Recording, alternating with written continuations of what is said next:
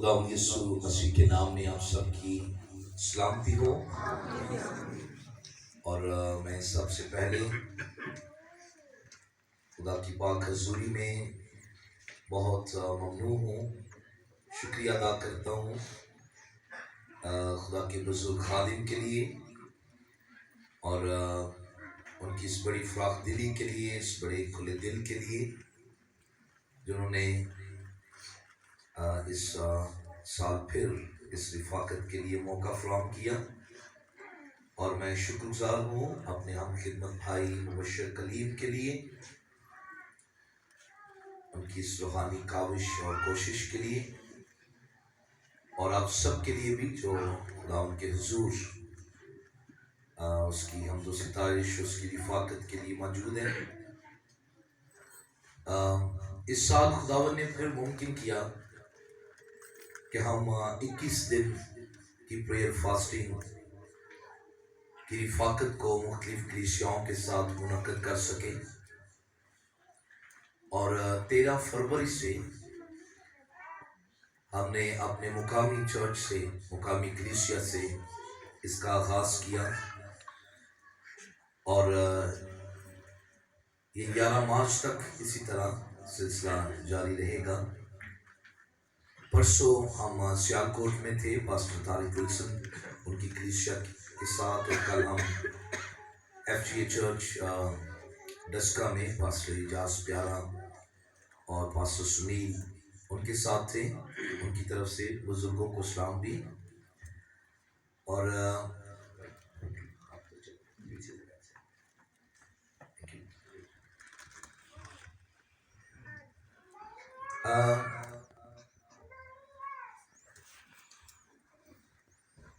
ये इबादत ना तो बिशारती है, ना शिफाइया है, ना सेमिनार है, ना कन्वेंशन है।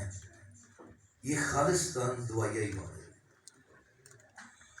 और मैं कोई लंबा वाज नहीं देना जा रहा, ना ही मैं कोई थियोलॉजी की बातें करने जा रहा हूँ। फिर खुदा ने मौका दिया किसी वक्त कोई बिशारती इबादत हो, कोई सेमिनार हो, तो उसकी ज़रूर बात होगी। मैं सिर्फ आपको कलाम में से हौसला बढ़ाने के लिए, दुआया तौफीक की तौफीक मांगने के लिए आप सबके साथ खुदा के कलाम से चंद एक बातें शेयर करना चाहता हूँ। सो आप मेरे साथ खुदा के कलाम में से ज़बूर नंबर 102 निकालिए।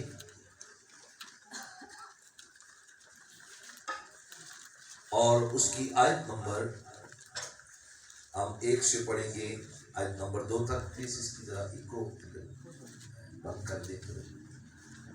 थैंक यू, शुक्रिया।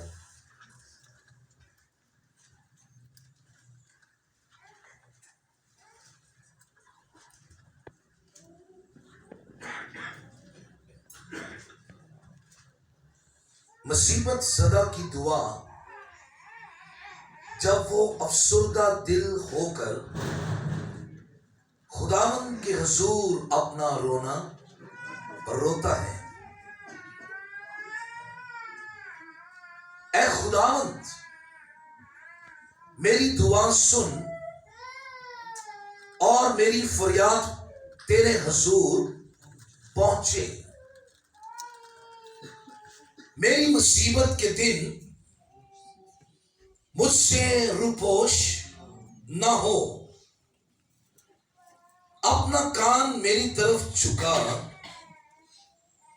जिस दिन मैं फरियाद करूं, जिस दिन मैं फरियाद करूं, मुझे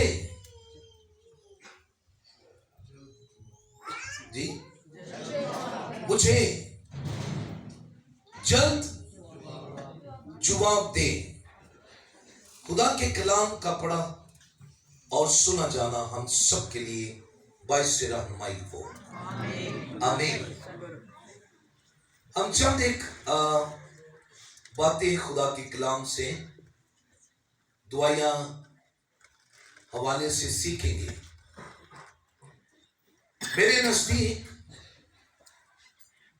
दुआ करने वाले बहुत अहम हैं।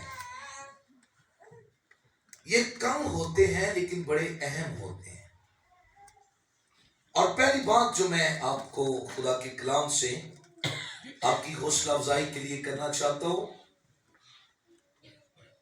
हम किस एतमाद के साथ खुदावन के हुजूर दुआएं मांगते हैं। हमारा क्या तवक्कुल है, क्या यकीन है दुआएं मांगने में। तो ज़बूर नवीस मुकद्दस दाऊद वो अपने जिंदा खुदा के हुजूर, गौर से सुनिए, जब वो मुसीबत ज़दा है, अफसुर्दा दिल है और खुदा के हुजूर रोना है, आंसू है, तो वो खुदा को दुआ मांगते हुए इस बात के लिए अपने आप को ईमान से तैयार कर रहा है कि जिस दिन मैं फरियाद करूं मुझे जल्द जवाब दे। आमीन। मुझे जल्द जवाब दे। और ज़बूर नंबर 138 की आयत नंबर 3 के अंदर भी खुदा का बंदा दाऊद फिर उसी बात को आगे बढ़ाता है और कहता है, जिस दिन मैंने तुझसे दुआ की। जवान भी सुने, बच्चे भी सुने, जिस दिन मैंने तुझसे दुआ की, तूने मुझे जवाब दिया और मेरी जान को तकवीयत देकर मेरा हौसला बढ़ाया। किस दिन? किस दिन? जिस दिन मैंने तुझसे दुआ की, तूने मुझे जवाब दिया। सो पहली बात हम सब कलीसिया के लिए, ईमानदारों के लिए, खादमों के लिए, एल्डर्स के लिए, डीकन्स के लिए, मुबश्शिरों के लिए, संडे स्कूल के टीचर्स के लिए, यूथ के लिए, बजाने वालों के लिए, अपने होश हवास में इस बात को रख लीजिए कि खुदा दुआ के जवाब में सब कुछ करता है। अगर दुआ नहीं तो खुदा की हजूरी से जवाब नहीं। दुआएं मांगेंगे तो खुदा जवाब देगा। सो पहली बात अपने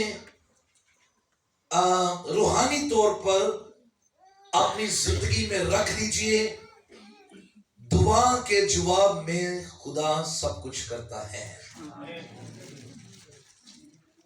और ज़बूर नवीस हवाला देता है और ये अहम तरीन है। अगर आप ज़बूर 99 पढ़े, उसकी आयत नंबर 6 को, कितना खूबसूरत तरीकाकार बताया गया है। उसके काहिनों में से, कौन जी?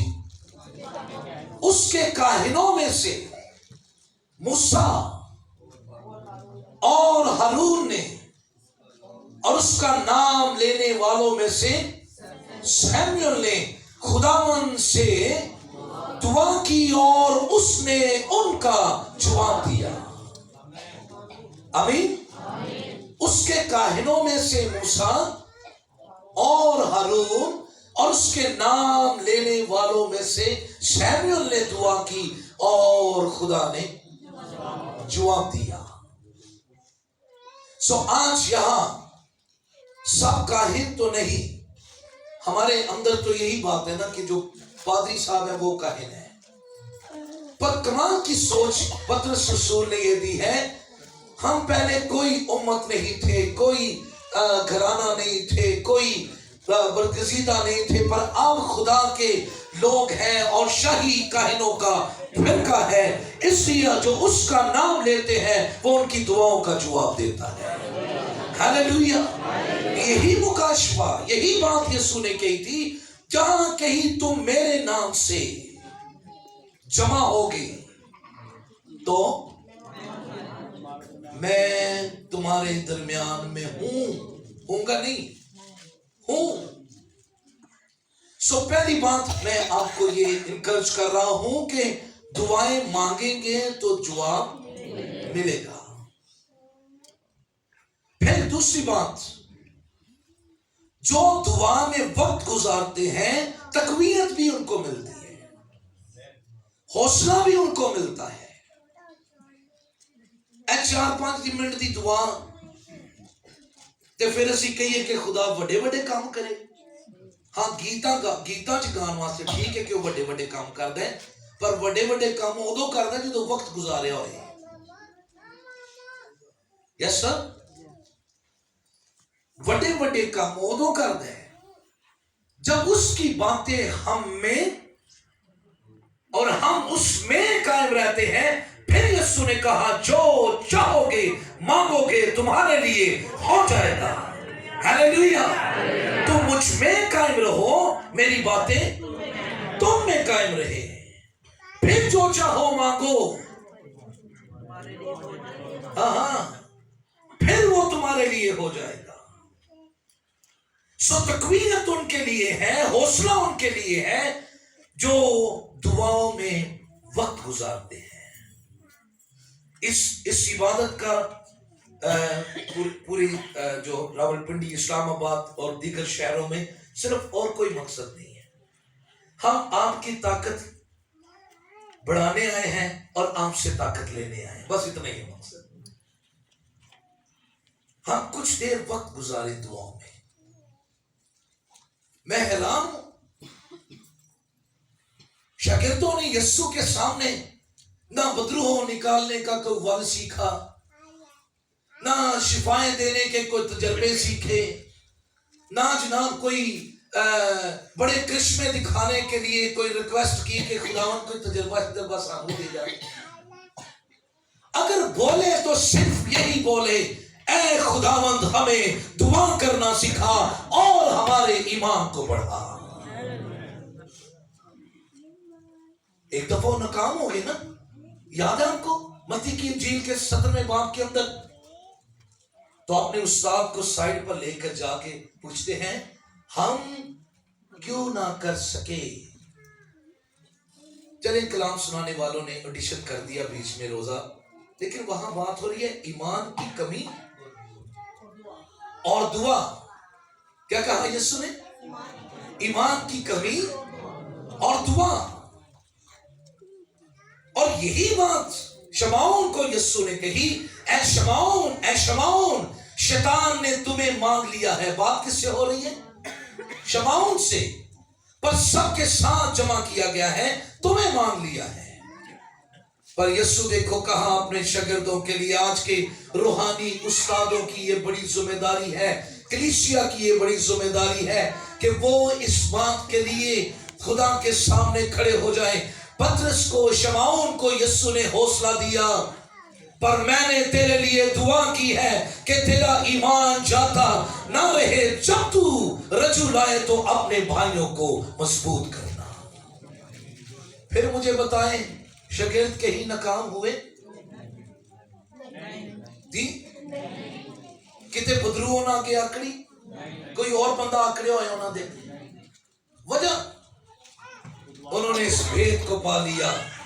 हर किस्म की नापाक तासीरों और हालात के खिलाफ अगर हम गालिब आ सकते हैं तो वो ईमान की दुआएं हैं। आओ हम ईमान की दुआएं करें, खुदा सब कुछ नामुमकिन को मुमकिन बना सकता है। यीशु ने कहा था फिर तुम्हारे लिए कुछ भी नामुमकिन नहीं होगा। सो आज की कलीसिया, मॉडर्न कलीसिया, आज के मॉडर्न ईमानदार अगर वो खुदा से तकवीयत पाना चाहते हैं तो फिर उनको दुआओं में वक्त गुजारना पड़ेगा। आमीन। फिर अपनी दुआया लाइफ को, अपनी दुआया स्ट्रेंथ को बढ़ाना पड़ेगा, दुआया तौफीक को बढ़ाना पड़ेगा। ते तौफीक खुदाया वड्डा वाह एलिया तौफीक मंगो खुदावंद वड्डा हौसला कर साडा दुआ करने वास्ते। क्या ख्याल, अंजीर ते खिदमत करनी है ना, तो करनी है।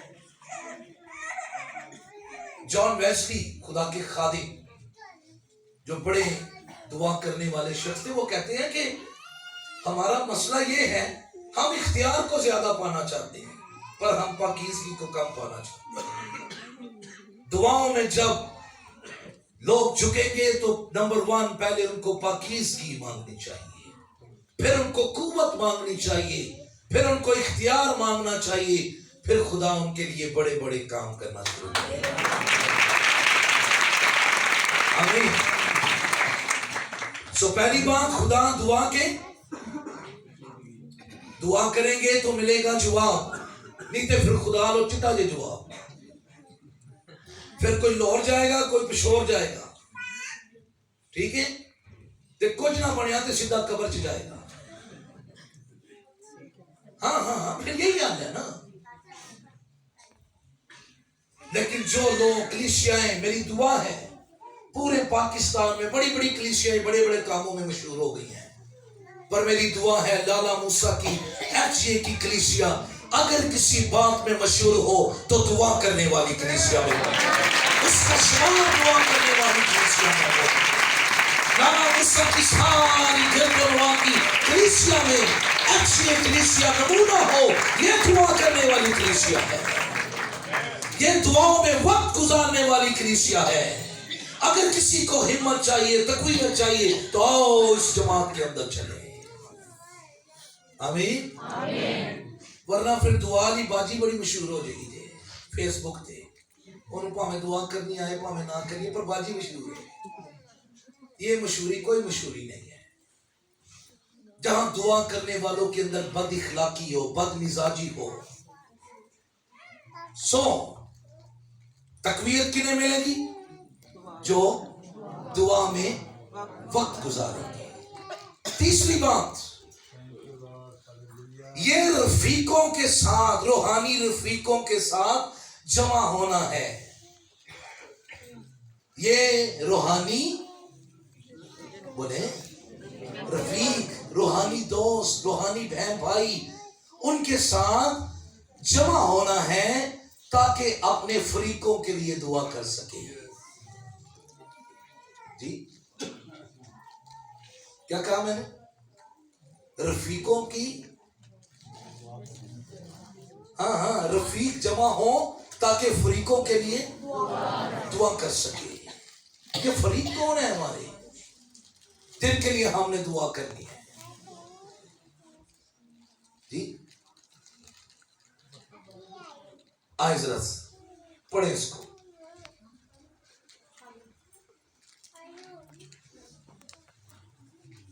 ज़बूर 35, ज़बूर 35। पहली बात, दुआ करेंगे तो जवाब मिलेगा। दूसरी बात, दुआ में वक्त गुजारेंगे तो तकवीयत पाएंगे। तीसरी बात, ये रफीकों की रिफाकत है। क्या लिखा है? जब दिन अखीर हो ना, तो आपस में जमा होने से बाज ना, बल्कि और वक्त गुजारो दुआओं में। यीशु ने यही कहा था कि दुआ करने में हिम्मत ना हारना। कब तक? जब तक मैं जमीन पर वापस ना आ जाऊं। जब इब्ने आदम जमीन पर वापस आएगा तो क्या ईमान पाएगा? तो कौन से ये रफीक जो आज जमा हुए हैं, ये पास्टर्स, ये लोग, ये खुदा की बंदियां, खुदा के बंदे, ये उन फरीकों के लिए दुआ करें। देखें कैसा नमूना है। 13वीं आयत में लिखा है, वो जो मुझसे नेकी के बदले बदी करते हैं, यहां तक कि मेरी जान बेकस हो जाती है। ज़बूर 35 13वीं आयत में क्या लिखे? लेकिन मैंने तो उनकी बीमारी में, जब वो बीमार थे, डांट ओढ़ा। किन के लिए डांट ओढ़ा? किन के लिए रोजा रखकर अपनी जान को दिया, दुख दिया? जो मुझसे नेकी के बदले क्या कर रहे हैं? बदी कर रहे हैं। ये कलीसिया की जिम्मेदारी है, इन रफीकों की जिम्मेदारी है कि अपने रूहानी फरीकों के लिए दुआ कर सके। आगे क्या लिखे 15वीं आयत में? पर जब मैं जब क्या लिखे? तो वो खुश होकर इकट्ठे हो गए। कमीने मेरे खिलाफ इकट्ठे हुए और मुझे मालूम न था। उन्होंने मुझे फाड़ा और बांस न आए। ज़ियाफतों के बदतमीज, ए रूहानिया दे फरीक वेखो, बदतमीज। ऐसी तो बदतमीज ਨੂੰ मुंह नहीं लाना चाहिए, लेकिन दाऊद कह रहा नहीं, अगर ये मुझसे नेकी के बदले बदी करते हैं, अगर ये मेरा तमस्कर उड़ाते हैं, मुझे जलील करते हैं, मुझे ठट्ठों में उड़ाते हैं, मेरी तौहीन करते हैं, डजंट मैटर, कोई बात नहीं खुदावन, लेकिन मैं अपनी जान को इनके लिए दुख दूंगा और तेरे हुजूर इनके लिए रोजा रखूंगा ताकि ये महफूज हो जाए। ये किसकी जिम्मेदारी है? कलीसिया की। जिस दिन मैं दुआ करूं तू मुझे जवाब दे, तू मेरी तकवीयत को बढ़ा। और जब हम इज्तिमाई तौर पर जमा हो, क्या बात है, डैनियल नबी के बारे में लिखे ना, जब उसको वहां के जादूगरों को, नजूमियों को मारने का हुक्म मिला, उसने अपने रफीकों को जमा कर लिया। हाँ, उसने कहा नहीं, खुदा हमें तो मरने देगा नहीं, पर हम जिन पर ये हुक्म सादिर हो गया ना, उनको बचाएंगे। आओ हम खुदा के तालिब हो जाएं। क्या मौत को उन्होंने जिंदगी में नहीं बदला? आज देखें, अभी मुझे मालूम हुआ यहां एक जवान बेटा, अभी उसकी शादी यहां हुई थी इसी एरिया में, 3 नौजवानों की, लेकिन उस बच्चे की बता रहे थे उसकी डेथ हो गई है। क्या ये ना कहानी मौत, इसके लिए कोई हम खुदा के हुजूर इल्तिजा नहीं करेंगे? हम किस बात का इंतजार करते हैं? जब किसी की बेटी को, बेटे को, कलीसिया में से किसी बेटे को, बुजुर्ग को, औरत को बेहयाई, बेशर्मी में देखें तो एना के चरण चढ़ेगी ते लग जाएगा लो। उसके चरण चढ़ने से पहले ही तुझे खुदा के हुजूर, उसकी जान के लिए, खुदा के हुजूर के लिए आज़ारी करने की जरूरत है, आंसू बहाने की जरूरत है। जैसे यिर्मयाह कहता है, मौत हमारी खिड़कियों में दाखिल हो गई है, माहिर औरतों को बुलाएं और वो सोचें, सोच के साथ दुआ करें। सोच क्या है दुआ में? हम सिर्फ और सोचों में खड़े रहते हैं और दुआएं मीठी खत्म हो जाती है। नो नो नो, लिखा है, रब्बुल अफ़वाज फरमाता है, सोचो और मातम करो और माहिर औरतों को बुलाओ ताकि वो नोहा उठाएं और हमारी आंखों से आंसू जारी हो जाए। हमारी बहनों, बेटियों को, भाइयों को भी बड़ा तजर्बा है, लेकिन बहनों को बड़ा तजर्बा है, जब कोई ऐसी मर्ग हुई हो ना, डेथ हुई हो, हमारा उसके साथ कोई भी तल्लुक ना हो, तो वैसे ही हमारे अंदर हमदर्दी से सिसकियां भी निकलती हैं, आंसू भी निकलते हैं, हमारा उससे कोई तल्लुक नहीं होता। यही कुछ दाऊद कह रहा है। अगर आप पढ़े तो 14वीं आयत में, मैंने तो ऐसा किया कि गोया वो मेरा दोस्त या मेरा भाई है। मैंने सर झुकाकर गम किया जैसे कोई अपनी मां के लिए मातम करता है। ये रफीकों का काम है, कलीसिया के ईमानदारों का काम है। वो ऐसे मच में करे कि रोना, आंसू और मातम और नाला शुरू हो जाए। लोग पूछे आप क्यों रोते हैं, आप क्यों बैन डाल रहे हैं, आप किस लिए जमा हैं? तो हम उनको बताएं, आप जो हमारे रूहानी फ्रीक है ना, हम आपके लिए रो रहे हैं ताकि आपको मुर्दगी में से निकाल सके, आपको आपको आपको खुदा की तरफ खींच सके। ये दिल का मामला है। ये खोट दिल के साथ ऐसी दुआएं कभी नहीं निकलती है। जिनके अंदर खोट हो, जिनके अंदर शिकायत हो, चर्च के लीडर्स के साथ, बहनों के साथ, एक दूसरे के साथ शिकायत वाले कभी शिफायत नहीं कर सकते। यीशु ने क्या कहा था? कुर्बानी छोड़ दे। अगर तुझे तेरे भाई से शिकायत है। अब फिर यीशु ने मरकस की इंजील में कहा, जब कभी तुम इकट्ठे हो, सारे रफीकों को कहा, जब कभी तुम दुआ के लिए इकट्ठे हो, तुम्हें याद आए कोई तुमसे, ओए किधर से दुआएं आंसुओं के साथ निकले। शिकायता ना पूरा गिरजा पड़े हुए है।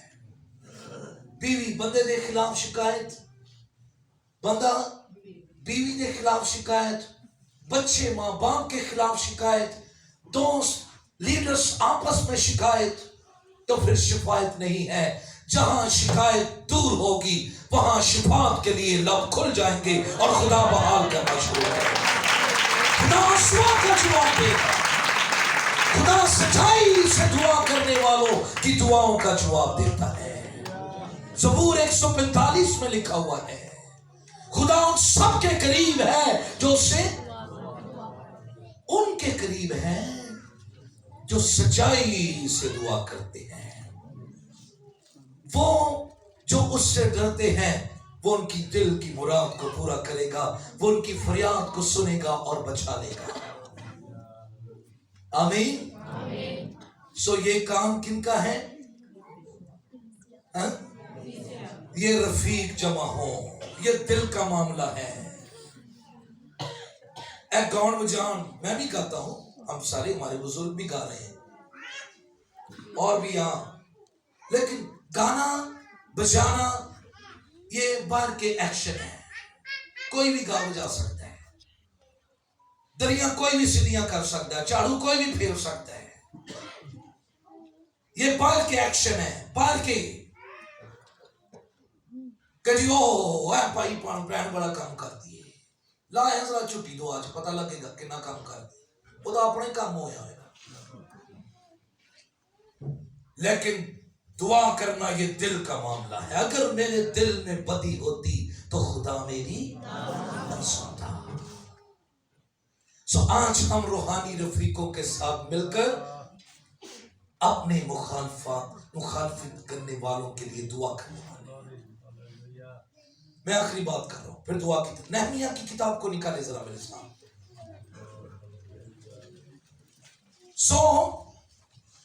उन्हीं की दुआओं का जवाब है जो सच्चाई से दुआ करते हैं, वरना फिर तुम दुआ पर तो मैं तुम्हारी शिकायत दूर हो ही नहीं, तो दुआ पर दुआ। जरा खोले क्या लिखा है नहमिया की किताब।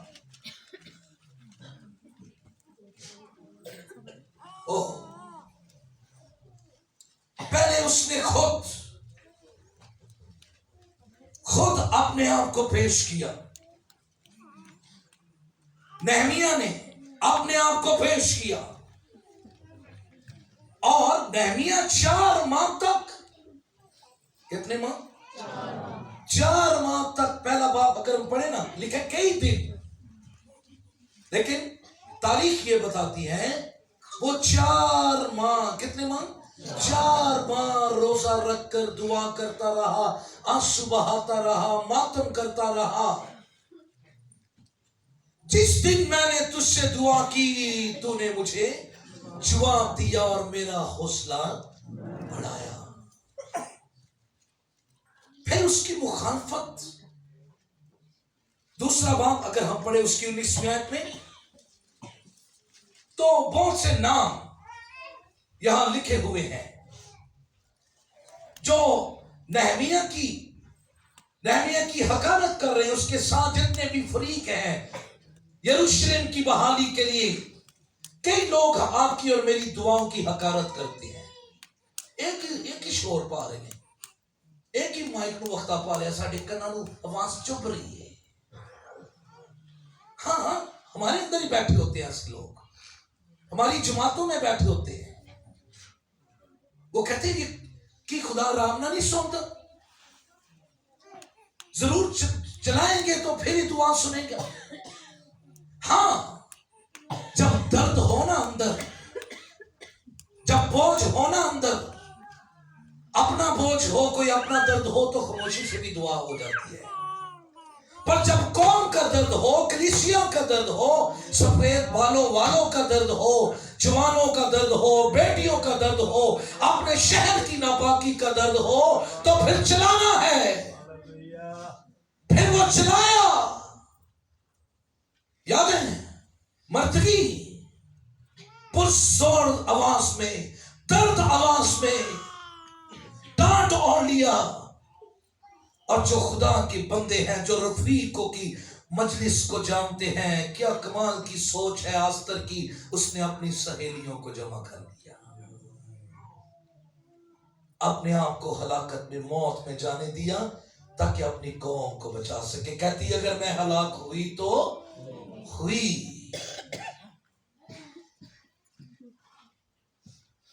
लिखा है वो हमको ठट्ठों में उड़ाने और हमारी हकारत करके कहने लगे, तुम क्या काम करते हो?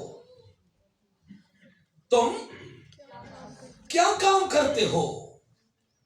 क्या तुम बादशाह से बगावत करोगे?